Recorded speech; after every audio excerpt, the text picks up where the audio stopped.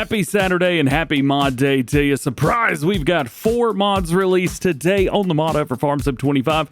All platforms got 3 new and PC and Mac players got 1 new. However, one of those is basically the same on both. That is the map. The only difference is, well, there's some branding on one and not on the other. So we're just going to show off one of them today. So then starting off with the new map that we've got today, it is called Fenyerpuszta. And I don't know how to say that, which is why I'm using the AI to do it for me. This is available as a crossplay version as well as a PC-only version. However, there's not a really big difference between the two. The only one is due to licensing, 3 real company logos were replaced with non-real company logos. I want to thank FSH Modding for contacting me to let me know that. Actually, I reached out to them and they replied very quickly. So big shout out to those guys. The map's got 35 fields ranging from 0.1 hectares all the way up to 13.1 hectares. It's got 1 meadow area, 2 forestries, 2 farms rather, 1 large and 1 small, kind of like a backyard style, both fully customizable and removable if needed. And the reason that they are removable is because they've got a lot of required mods. We'll talk about that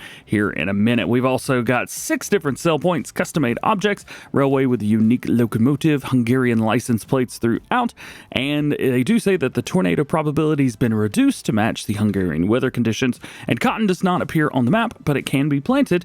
Also, collectible item.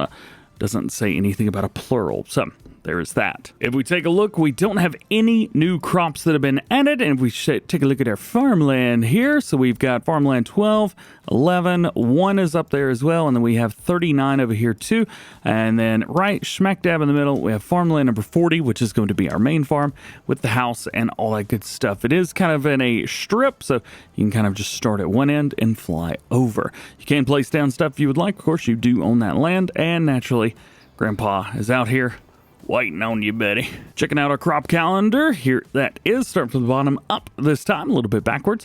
We also have a small pig barn on the map that is going to be on the farm. And then here are all of our contracts. I usually like to fast forward about 2 hours so you can get an idea of what to expect through there. As far as production chains, we have a seed production plant. So that is on there. This is also one of the required mods. So there's that as well. And then taking a look at the vehicles that we get in new farmer mode, there is a decent selection of things through here.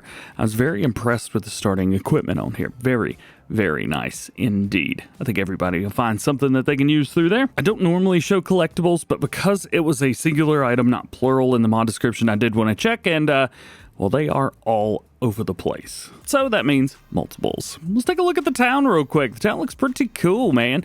It's definitely done up very, very nicely. This is, as I mentioned, a Hungarian map. It is a fictional Hungarian map. So there is that. Very nice. You got the chapel up there. You got all the little houses down through. Looking pretty cool. As far as purchasable areas go, we do have a couple farmlands down there. However, it is important to note that you cannot buy the outside of the map, and some of the fields may be very difficult to expand. So this is on the verge of a what you see is what you get kind of thing. There are a couple like 21 and 22 here, maybe 16 and 15 there, but there is a road going between them, so these may be one of your only options. And as always, like to take a look at the required mods, and here are all 15 required mods. And the other 2 mods that we got today for all platforms kind of go together, because one of them is a required mod for the other. One of them is the Loader Tool Camera Pack, and the other mod is the Loader Camera Pack. And if those sound exactly the same thing to you, kind of to me too. So we'll start with the first one, the one that doesn't have a required mod, and that's this, the Loader Tool Camera Pack. What this is front loader, telehandler, skid steer, and front loader tools, which include a camera. So a camera is prepared for these. You can see we got a little camera right there, smack dab in the middle. Here's a front loader. There's our camera for that as well. Multiple setups, as a matter of fact. Run a couple cameras, I guess. Maybe we should try that out.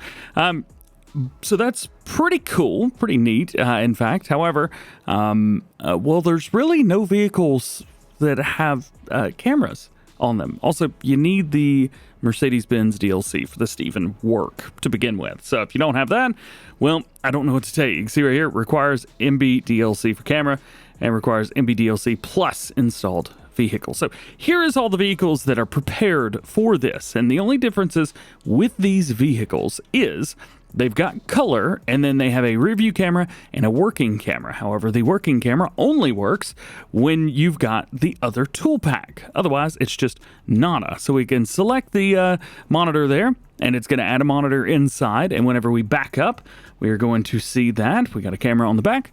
And then whenever we've got the selected tool in the front, we could do that, but only when that tool's installed. Again, you can see why I say, well, if they're together, why don't they just be one pack? It doesn't make sense.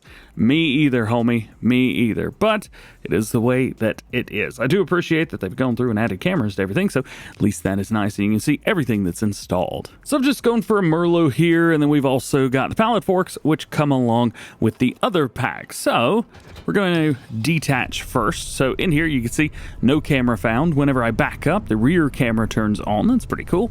But then when I go forward, nothing. And it's not like the visible camera. All it is this little monitor right here. When I pull forward to attach here, when I do that, now that is my setup. So that is kind of neat. But it doesn't work with other tools. Well, I mean, it will hook up, but it won't do anything. Which is why I say I think both of these should have just been one mod pack instead of one requiring the other. I get maybe that they figured that you don't have to have this vehicle if you want to run this, but for the camera to work, you have to have this to begin with. It just is what it is. It's also got IC. I don't know if that's something that they've added or not, but we do have interactive control on these, so that's kind of neat, but we also have interactive control on a lot of other stuff as well. So is it very cool? Absolutely. Just me personally, I'm a little bit irritated that one's a required mod, but they're not together. You get what I'm saying here? I don't know. Very cool, like the implementation. I think I would have loved it if it was just one pack. And there it is. That is everything I've got for you for this one. Hope you enjoyed. Drop a like if you did. Get subscribed if you didn't. Join the GoHam fam. Double check your notifications. That way you never miss videos like this one. I've already released my part 1 of the Fenyerpuszta Valley map tour from Black Sheep Modding. Check that out if you haven't seen it already. Tomorrow I will have another video on Fenyerpuszta Valley showing off all the production chains, points of interest, things like that. So there's a lot more to come with that map. Thank you guys for the love and support on that video already. If you haven't seen it, definitely check it out. Hope you have an awesome day. Happy Saturday. We'll see you in the next one.